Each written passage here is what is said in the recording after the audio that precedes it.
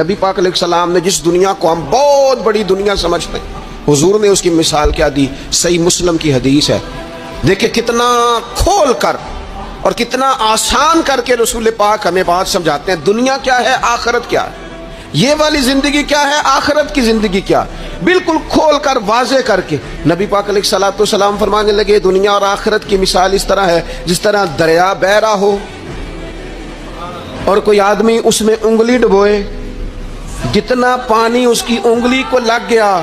یہ دنیا ہے، اور جو باقی ٹھاٹھے مارتا دریا پیچھے ہے، سمندر پیچھے ہے، وہ سارا آخرت ہے۔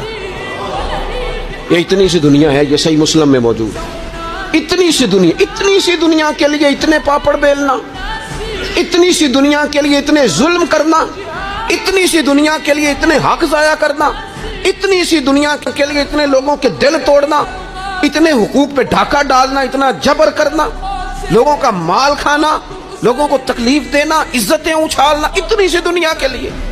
حضور فرمانے لگے اتنی سی ہے یہ دنیا، جتنا انگلی کو پانی لگ گیا ہے وہ جنت، جو نری جنت نہیں، خدا کا فضل ہے،